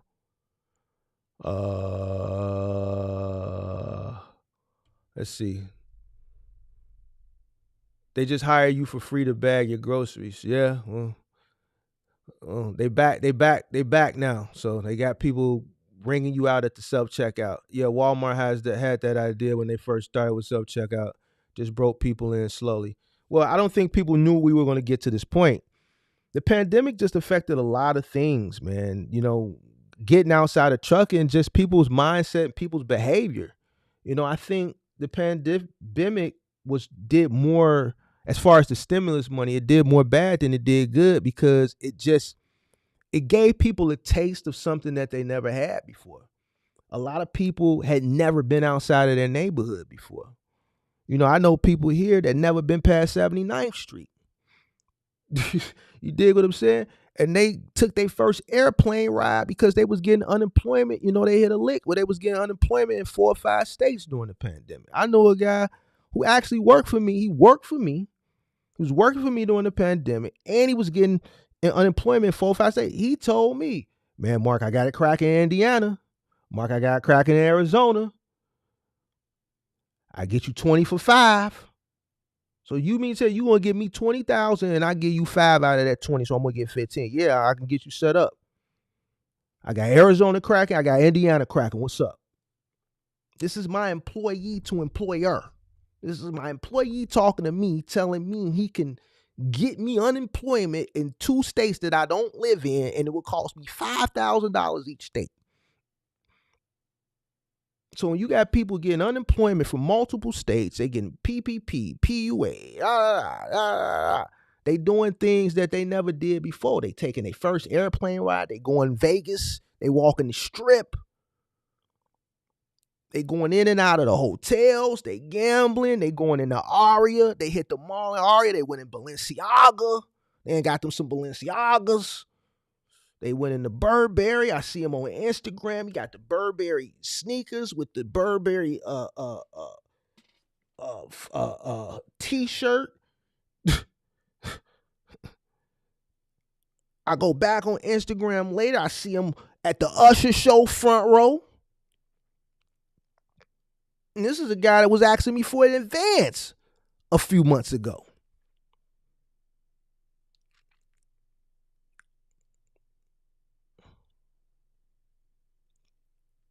So now people get conditioned to things that they never witnessed or got a chance to experience before. And now that the money is gone, but they got that taste, they want to recreate that. But they don't have the money. So now what? Now you got all the retail theft. You got all the smash and grab. You got the stolen vehicles driving the whole car into the front of the store, grabbing what they can grab, going on a high-speed chase. Police can't chase them because they got a no chase clause. Just got to let them take it because they want to recreate that moment. Because in 2020, 2021, especially 2021, Oh man, everybody was rich. And it was a euphoric moment. Remember, I talk about that bubble. Stage 3 of that bubble, that euphoric phase, that's that moment. It's like a crackhead. The first time they hit that crack pipe or a heroin addict, the first time they hit that dope. Or the first time a person, is with a man or with a woman, whatever. The first time that person listen, I remember my first time going in Gucci. Long time ago. I remember. This is way before the business. When I was working on Michigan Avenue back in the day when I was in college, I bought a Gucci bucket hat in like 99. It's like $198. A lot of money for a hat back in 99. That Gucci bucket hat. I remember going into the Gucci store, spending $198 on a Gucci bucket hat because I seen Jay-Z with one or somebody like that. I can't remember. That feeling that I had. I remember the first time going into Louis. I remember the first time buying something out of Saks. Those feelings. And back then, I really couldn't afford it. But once I got that feeling and I put that Gucci bucket on, and back in 99, that was a big deal. Like, I didn't have to have nothing else Gucci. The bucket hat was all I needed. I could go into the little college party with the Gucci bucket, and it was official tissue. Because there wasn't no internet back then like that. You didn't have the Alibaba back then like that. You either got the real thing or I had to take a flight to New York to go on Canal Street and go see the Africans. But I wasn't doing that. So I had to go to Gucci and get the real bucket. But that feeling that I got, this is what the same feeling these people got. And they want to recreate those feelings. So the pandemic did more harm than it did good. Mark, don't you think more people will order more online and you think e-commerce will get more pieces like in T-Force? I think e-commerce is expected to go up another 46% in the next 4 to 5 years. So yeah, more people are going to get. So here's what I'm thinking is going to happen. And I'm just going off what I see. All right. I'm lucky enough to have a YouTube channel and I live in a big market. If I lived in a small market, then, I probably wouldn't be able to talk about a lot of stuff that I could talk about. Living in a large market and having a platform, I can kind of see trends. All right. So Michigan Avenue here is like Rodeo Drive in California and Fifth Avenue, New York. There's a lot of spaces for lease. Now, as long as I can remember, from working on Michigan Avenue in the late 90s through the 2000s when I was in college, I worked at the Gap. So I worked at the flagship store on Michigan Avenue. All right. So for 5 years, all through college, I've never known Michigan Avenue or State Street to have any vacancies because it's booming and bustling. It's like Fifth Avenue in New York and Rodeo Drive. You got Bloomingdale's, you got Barney's on Oak Street, where FBG Duck got killed, right there on Oak Street. That's where you got Christian Louboutin. That's where you got Richard Mille. That's why you got Prada. That's where the Dior store is at. Barney's was right there. Hermes is right there on the corner. That whole block, you pull up on that block, you see Ferraris, you see Lambos, you see G-Wagons. This is Dolce. All the rich stores are right there. Around the corner, you got Bloomingdale's on Michigan. You got Gucci right here on the corner. You got Louis Vuitton right across the street. You got the Water Tower. It had Macy's in it. You got some department stores in there. And then you got a bunch of other retail stores all the way down. Express is gone. The Disney store is gone. Top Shop is gone. Uniqlo is gone. Express is gone. Grand Lux is leaving. Grand Lux Cafe said, we out of here. December 24th is their last day. The Grand Lux in Chicago on Michigan Avenue said, we out of here. Grand Lux Cafe, we gone. Eddie V said, we out of here. The Gap left. Banana Republic is gone. What else? Forever 21 is gone. All these places are empty. You got a multi-million billion-dollar retail corridor with all these vacant spaces. Macy's left. Macy's had 8 floors in the water tower. So you go into a mall with 8 levels. The flagship of that particular 8-story mall was Macy's. So 8 floors. The top floor was men's. The 7th floor was like juniors. 6th floor home, whatever. But they had 8 floors. They gone. Now you got the other independent stores in the mall, Express, Free People, the Lego store, whatever is in it. I don't go in there anymore. All right. Macy's is gone. I'll go into Macy's and get my little Calvin Klein boxers and, my little, whatever, towels. I like my little Tommy Hilfiger towels and stuff like that. I go in there for my little home product, but they're not in there no more. So guess what? Macy's is the flagship place in the mall, 8 floors. So what does that take away when they leave? Foot traffic. So because Macy's brought in the foot traffic, all the other stores were able to eat because Macy's was the flagship that brought the foot traffic in. So because Macy's isn't there, that's bringing in less foot traffic. So now you see all the little independent stores leaving. Because now you got 8 floors of flagship retail space that no one can afford to rent.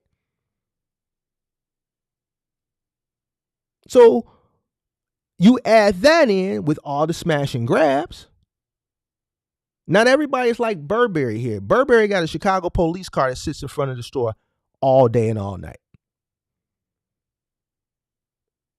Neiman Marcus, Chicago now, you walk in there, they got the K9 dog. They got a guy walking around with an AR-15. They got about 10 people walking around Neiman. They can afford to pay for that type of security. Saks, same thing. They can afford to pay for that type of security. The Gap can't. Express can't. They steady hitting the Canada Goose store. They finna be out here. I see Canada Goose going next. The point that I'm trying to make is, yes, a lot of retailers are going to leave and just focus on e-commerce. And this is a problem that's going on throughout the country. It's not just here. It's not just in Philadelphia. It's not just in California. You see it a lot in California, San Francisco, Atlanta. But eventually these stores are going to get tired of taking those hits because they're not just taking it on the merchandise. They're taking it on the structure of the building. Like here, they're still in trucks and running the whole truck into the skip trying to crack the code or jimmy the door, or I don't know I'm not a criminal. How they pick the lock? Man, skip it. Go steal a pickup truck. Get a follow car. Back the whole truck through the front door. Knock the whole wall out. Y'all get out the other cars, run in, grab as much as you can. There go the follow car. We stole an SRT. We stole a Scat Pack. So the Scat Pack, the getaway car. We going to leave the truck in the store. We going to steal as much as we can get. We hopping in the Scatty. We out of here. Or the Trackhawk. We out of here. That's the play. You see it happen over and over and over again. So eventually, okay, so boom, we ain't got to replace the merchandise. We also got to, we rent in this location. Now we got to get this fixed. We done got hit 3 times in the last 3 months. Eventually, the insurance going to drop us. So you know what? It's too much to risk. The reward ain't worth the risk. Let's get out of this market. Let's just see what we can do online. The customers in this market are gonna have to shop online. So yeah, all of this is going to push up e-commerce, and that's me looking at forecasting retail from a macro standpoint. I'm looking at it because this is happening all across the country. That was a great thing to bring up because I can assess that from a macro standpoint. Now, I don't want to assess it from a micro standpoint. I don't want to think about what's in these kids' mind on why they feel like they need to go out here and do it. I kind of got an idea because they don't want to work. This is why ain't nobody working at McDonald's, because the people that are doing this, the kids that are doing this, these would be the people in the age range 15, 20 years ago that would be, welcome to McDonald's. Can I take your order, please? Welcome to White Castles. You want to try our 10 sack for $9.99? You want to try our new jalapeno burger? See, they don't want to do that They don't want to do the welcome to McDonald's, can I take your order? They don't want to be, what was the buddy in the commercial back in the day? Some of y'all probably too young to remember. What was the dude in the McDonald's commercial back in the day? Was it Calvin? Was it Calvin? The McDonald's commercial where he was walking down the street, he had to walk past the fake gangbangers, and he was fresh. He went to McDonald's and then he came home fresh and they was on the stoop. And then the one gangbanger was like, man, I want a job at McDonald's. Was his name Calvin? See, they don't want to do that. They rather go, steal a car and drive it into the storefront and take. So he said, yeah, it was Calvin. So yeah, man. Yeah, e-commerce is going to continue to go up, especially in the retail side. High-end retail, most definitely. High-end retail, because I don't see things getting any better. Here, especially in sanctuary cities, I actually did a coaching call with a guy from New York. Now, this was a guy who was an established business guy, so he wasn't like a lot of the coaching calls I do with like novice. He was well-established, moving company, similar situation. He was saying moving has gotten extremely slow in New York. I think he got like 6 trucks, and he was like, man, I kind of want to mimic what you did, moving company and then do a final mile company because I got to keep these guys working. Some guys haven't worked in a week or whatever. He was just telling me about how New York, and I kind of already knew because I follow the news in New York, how, being a sanctuary city is affecting things and it's increasing competition and things of that nature. Similar to how it is here. It's tough, man. I think I lost my thought where I was going with it, but man, it's tough, man. Getting back to e-commerce because I lost my thought. I think retail is going to go up. I think e-commerce is going to definitely go up like the 4 to 6% in the next 5 years. Like they say, I think the way we purchase things, especially high-end retail goods or even economic retail goods, all online.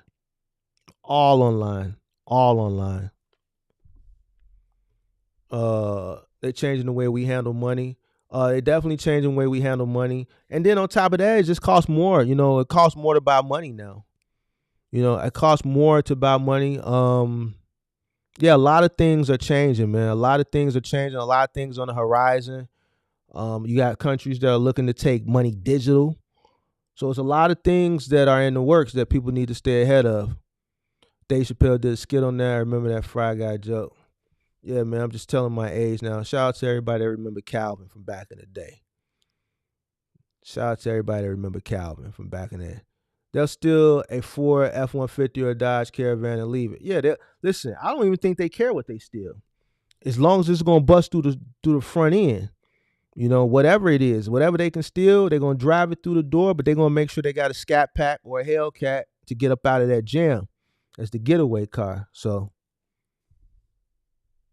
when the anchors leave the malls will soon follow. Yeah, so for instance, like the Water Tower, Macy's is gone. The stores are still in there, but the foot traffic is definitely dwindled down.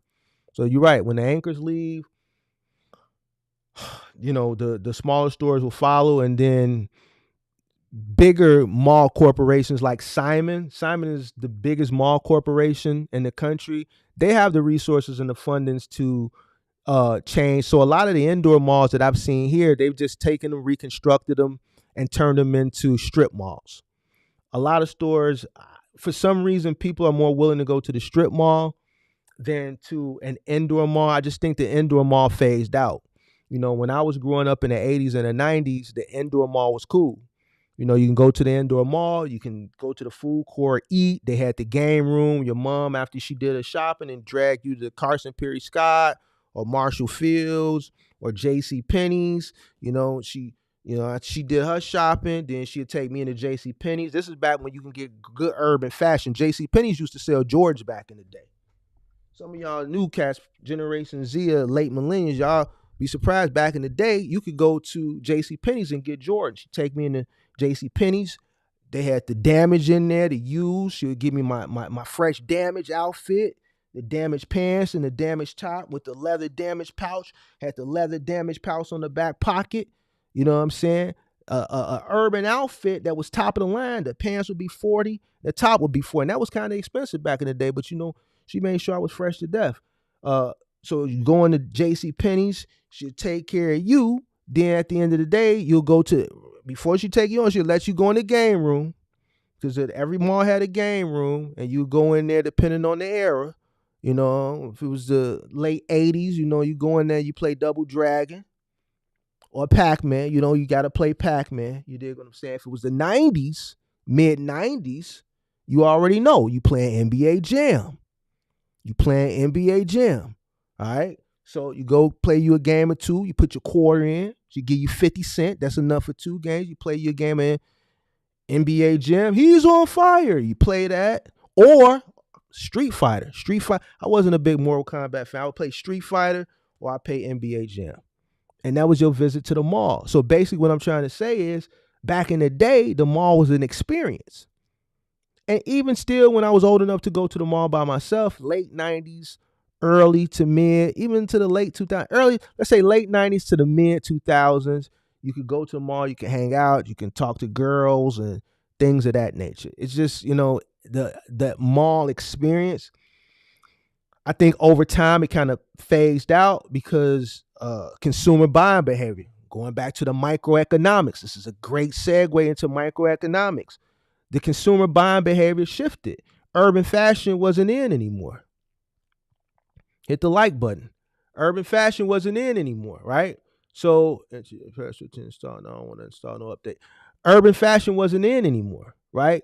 Everything had kind of shifted to a high-end fashion. Everybody got to have Gucci. Everybody got to have Louis. It was kind of going that way when Jeezy and them started talking about red monkeys, $900 jeans, and stuff like that. Even though that was urban fashion, it was on a higher end.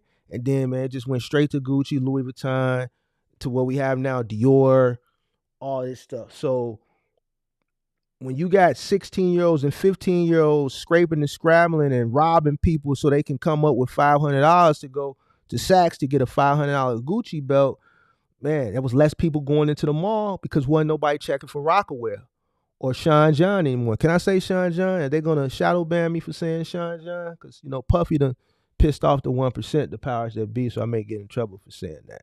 But wasn't nobody checking for that stuff no more. Rockefeller, Academics, Eniche, Mecca, Fubu. Wasn't nobody checking for that no more. So not only were they not shopping there for that type of fashion anymore, the experience just shifted, right? Because the crime evolved. You got all these splintered gangs, you know, the factions. There's no leadership. So now you run into a mall, you got shootings in the mall. So now you got kids that don't want to go to the mall anymore because they into it with them over there and they gonna run into them. That's why you don't have people standing on the corners and things. Things just change. So the malls phased out. So you're right. Once the anchors started leaving the malls, Macy's, Carson's, J.C. Penney's, all the other stores followed. So Simon had to reconfigure their strategy if they wanted to stay in business as the largest real estate company for malls.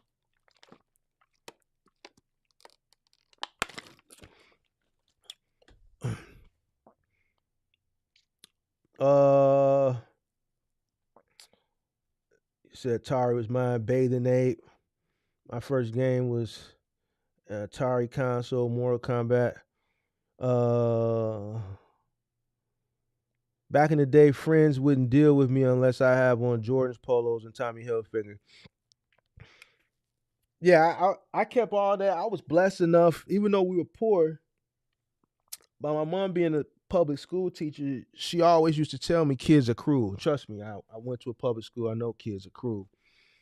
So with her being a teacher, she always kept me well dressed because she said being well dressed would keep me focused, right? Because, you know, the guys who came to school with the pro wings and just, you know, the off-brand clothes, you know, they would get made fun of and it would be a distraction. And because kids get made fun of, they don't want to come to school. It's a distraction. They don't perform well in school. And all that's true. So she made sure I was dressed. It was a sacrifice, but she made sure I was dressed well. And I was always known as the guy who was well dressed, so I didn't have to go through that. And I think that was very smart on her, and because it did keep me focused. It kept me focused because I didn't have to worry about having to go back and forth with people because people was making fun of what I had on. So,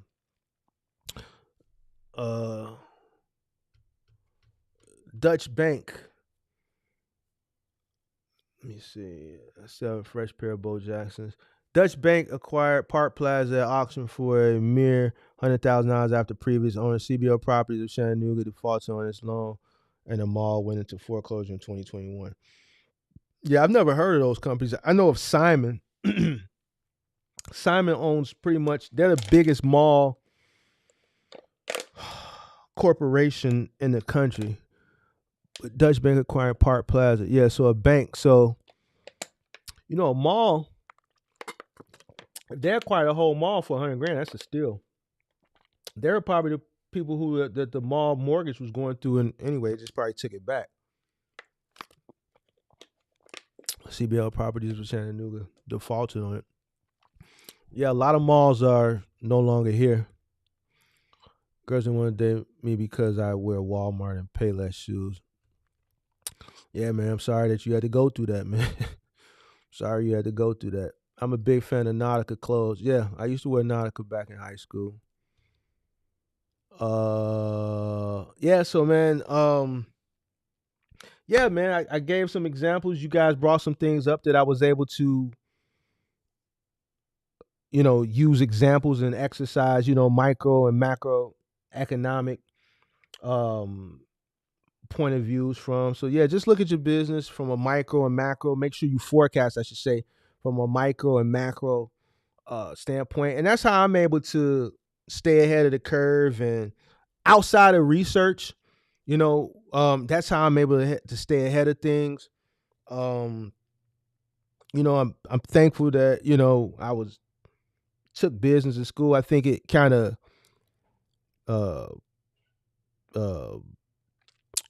how do you say it? I think it kind of gave me an advantage when I did get into business for myself. Even though I don't remember a lot of stuff from those days, college days, some of the main stuff I do remember. And as I went through my business journey in trucking, a lot of things that I did come across kind of slowly started coming back to me. A lot of stuff that I learned back in my college days. I really appreciate this live, Mar. I appreciate you for tuning in. I gotta start going back live. That little week off, man, I think people forgot about me, man. But I needed to take a break, man. I wanted to take a vacation, and I wanted to get some construction done around the crib that I had been holding off on. So if I knew what I know now, I would invest a long time ago and wear Walmart clothes. You don't have to necessarily wear Walmart clothes. I mean, if you listen, there's nothing wrong with treating yourself, all right? But treating yourself should be a reward after hard work, and you should be able to afford the things without having to, think twice about it and calculate. And it's just like when you see people go out to dinner and they have these birthday dinners and you got 10, 20 people sitting at the table. And then when the bill comes, everybody want to turn into a mathematician and got their calculators out. Like, that's the most embarrassing shit ever. If you can't go out to a dinner and say here, and that's why with my last ex, when she would have her birthday dinners, the ones I didn't go to, I would just go out. Well, I wouldn't go, but like when she did it with her girls, here go the money, just pay for everybody. I don't need people being mathematicians and shit like that. Or if I go to a birthday dinner now, or I go somewhere now and it's a bunch of people, depending on what the situation is, I'll do some cool shit. Like I went to a dinner like last year and the bill came. I saw the bill. I paid for half. Cause see, I don't got time. Here go half the bill, $500. Here go $250. All y'all figure out the other $250. You see what I'm saying? So it's the same thing. When you treating yourself, you don't necessarily, if you work really, really, really, really hard and you've been saving money, you've been appropriating your funds the right way. And let's say, you want to step out You want to go on a now in town. You've been putting it in for a good 6-7 months. You can save up a woo wad of cash. You can go treat yourself to a nice outfit, step out of town with your wife, go treat yourself to a nice dinner, so on and so forth. You can afford, if you've been appropriating your funds and you've been working really, really hard, you can do that. Stay in budget. Don't go, you ain't gotta go to a place where they're gonna bring out the whole pig and you're gonna spend $1,000 because you paying for the whole pig and you want the experience of them roasting it right in front of you. But you can treat yourself to a nice steak dinner with $250. If you drink wine, have you a couple glasses of wine or whatever, go get you some nice shoes. I don't know, whatever nice shoes are to you and a nice outfit. That's okay. It's when you can't afford it is when you shouldn't do it. When you haven't put in the work to be able to reward yourself comfortably, doing it comfortably is when you shouldn't do it. You know what I'm saying? So it's okay. I trust me. Trust me. I treat myself, when I go out, I gotta look good, and I can afford to do it because I work and I make sure that, I know that I like nice things, and I know when I step out, I know I gotta look a certain way. So that means I need to make smart business decisions so that I can be able to afford the things that I like. And guess what? If I can't afford those things, then I'm just not going to do it. I shouldn't be having my ass outside. I need to figure something else out. So,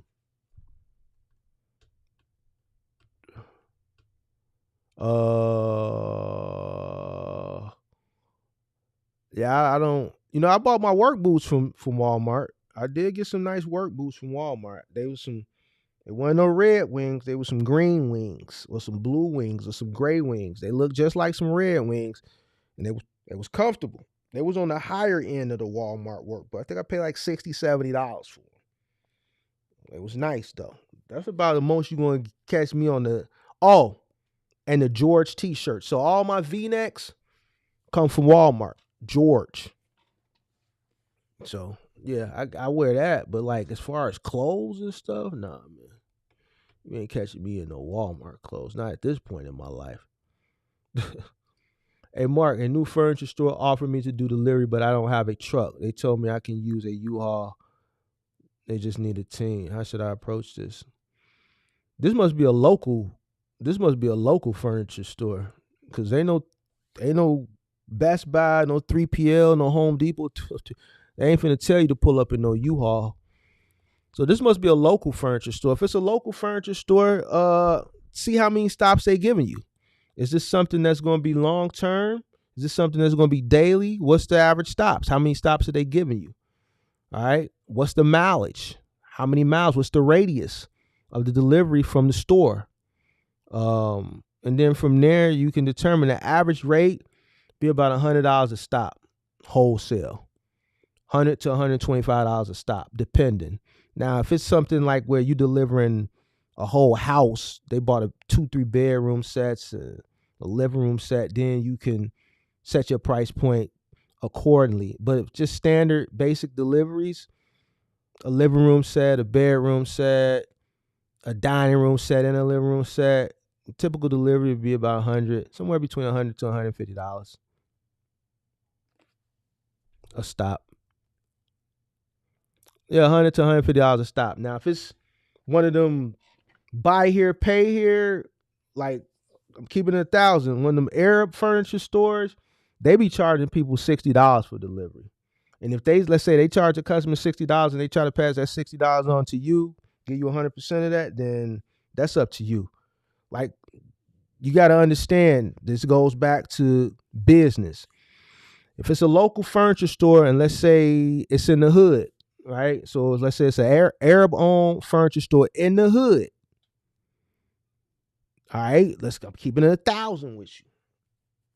That means they got a hood consumer, which is coming in there, and they ain't coming in whatever they got on the tag. If they got a living room set, sofa, love seat, chair, and it say $799, being in the hood consumer ain't finna pay $799. They're gonna sit on it, they're gonna like it, man. What you can do for me? Hood business owner, Arab guy, he already knows it. So he already built his price in because he know he gonna have to come down. So he know what his stopping point is. So let's say they walk out of there from $7.99, so let's say 800, 600 out the door. That hood consumer not paying $150 for the delivery. Before they pay $150, they finna go down to John's Hardware that rent U-Haul trucks. They gonna go get them a 10-foot U-Haul, a 15-foot U-Haul for $19.99. They're gonna pay $1.19 a mile if it's on the weekend, 99 cents a mile if it's during the week. They're gonna go get Baby, they're gonna get Man. They're gonna go to the store, they're gonna pick that shit up themselves. And that's just a fact, man. Ask me how I know. Ask me how I know. All right. That's why they only charge $60. So now that's on you. They may charge $75 nowadays. But, to do basic, furniture delivery, $100 to $150 a stop. Because some of those stops may require assembly. And not assembly, right, where you depending on if it's a bedroom, say you may have to put the bed together. But some of those sofas and love seats, you may have to put the legs on, the feet. And some of the feet may not be screw on. Some of these sofas have the long screw, so it got the feet that's probably like about that size, and they got the hole and they got the long screw, which means you gotta have an impact drill and you gotta have a long bit set. Which you can go to Walmart and get a bit set. You can go to a hardware and get a bit set, but you gotta get the extended one because you gotta go down that hole. And then those situations like that, you're gonna have to put those feet on. So bedroom, you may have to put the bed together. You know what I'm saying? So that's why you need to charge $100 to $150. Each stop gonna be different. You may have to go in the basement. You may have to go up a flight. May have to go up 2. May have to go up 3. May have to go up 4 flights. So $100 to $150. Just if they giving you volume, you gotta assess the situation. You're not gonna get max dollar if it's a hood furniture store. You're not. So installation, if you delivering furniture from a local furniture store, the most you're gonna have to put together, like I said, is the feet on the sofas, the love seat and the chair, and the bed frames. That's about it. If it's a china cabinet, which I doubt because people don't buy them no more, you may have to put the brackets in if it's like glass shelves and then place the shelves. But for the most part, if it's not appliances, if it's just furniture, just the feet or putting beds together, that's about it. Pretty much everything else that you can deliver is pretty much assembled. Now, if you deliver in IKEA, then that's something. A lot of that stuff can come flat pack. You may have to build a whole dresser, a whole nightstand, a whole chest. But for the most part, if you deliver from a furniture store, not really. It's gonna be my first winter in a box truck. How do I get ready for the winter snow? What market are you in? Make sure your tires are good. Make sure your tires got good thread. Man, go make sure you got your last PM. Make sure all your fluids are good. Your tires are looking good.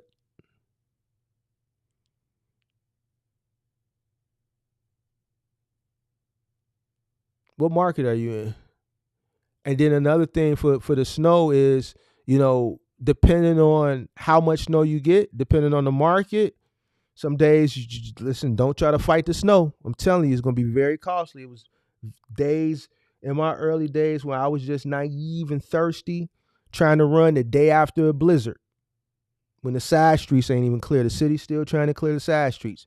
The main streets is clear, but they trying to clear the side streets. And, I'm trying to run. Are you running OTR? Yeah, just make sure you take it in, get you a good PM for the winter. Make sure you got good wiper blades, right? Make sure all your fluids are good. Check your tires. Make sure your tires got good thread.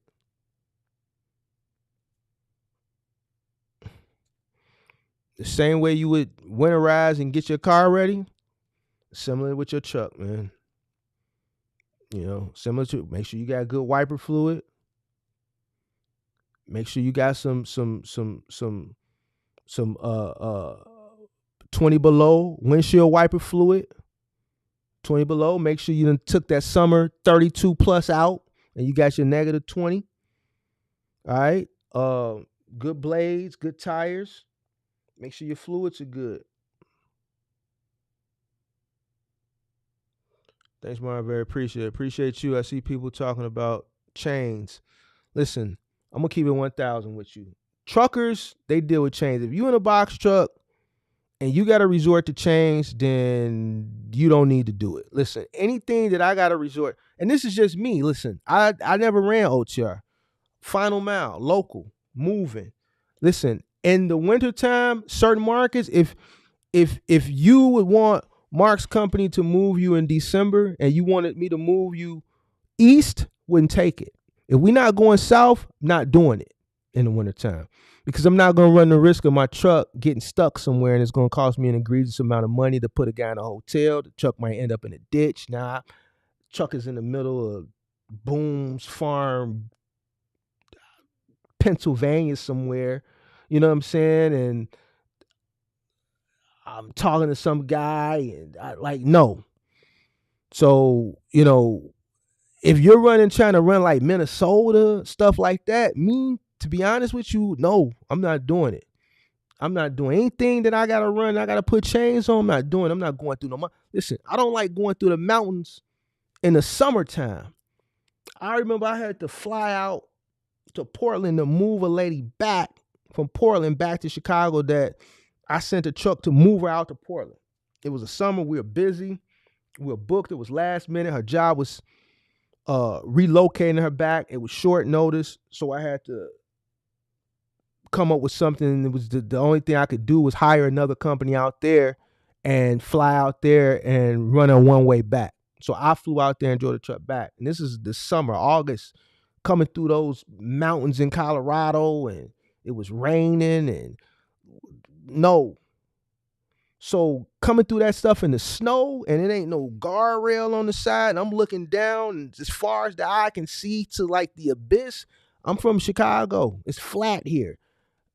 Tennessee, I don't like it. I don't like Colorado. I don't like Tennessee. I don't like Pennsylvania, coming off the toll road, going through Pennsylvania, going east. You go through the tunnel, then you come out and you got that sharp turn and you get that cliff. I don't like none of that. So if I had to deal with that with snow where I got to put chains on, then I'm not doing it. That's just me personally. No, I'm not doing it. So when it comes to chains, I can't advise you on that because I ain't never. If I got to put chains on something, then that truck ain't moving. No, it ain't moving. I've had trucks stuck in the snow and it's cost me a lot of money in the past. So yeah, that's just my advice. Now you can do what you want. When it comes to chains and all that stuff, I can't advise you on that. I don't know.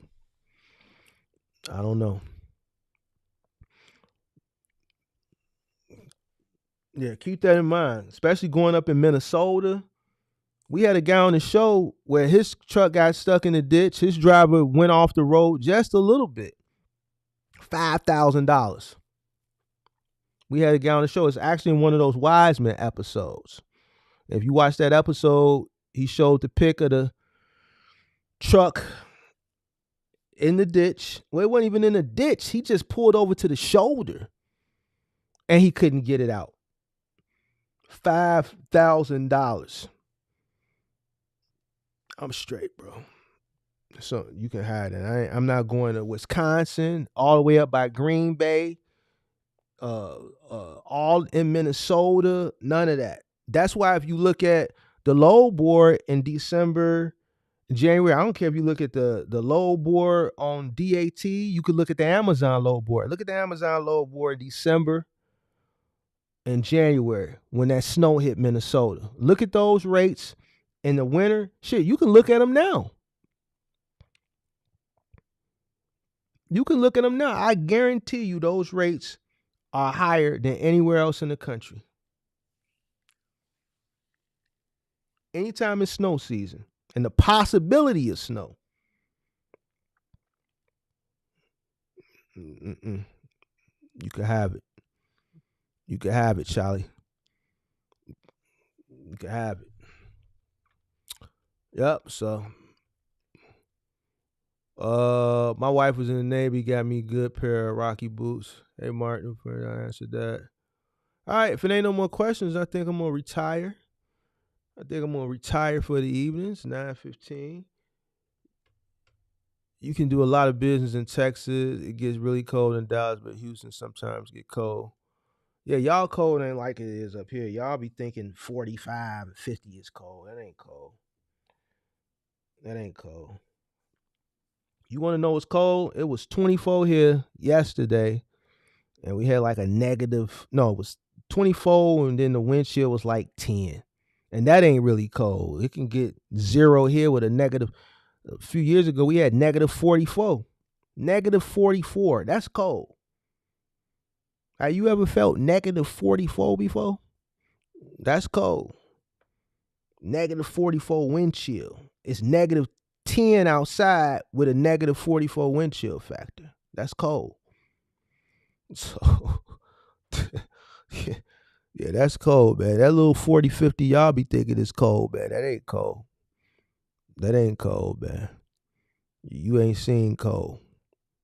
That's why y'all South people don't like coming up here where the money at. Y'all don't want to come up here and get the money because y'all scared of the cold.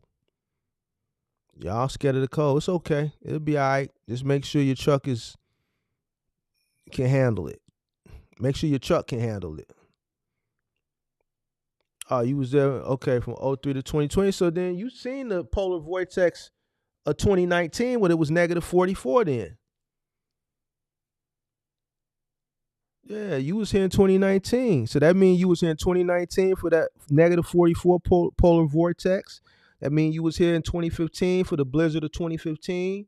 That means you was here in 2011 for the blizzard of 2011 when all the buses and cars were stuck on Lakeshore Drive and they were stranded because all the ice and the snow was blowing off Lake Michigan and they couldn't see, and it piled up a foot in like minutes. Like a foot of snow dropped in minutes.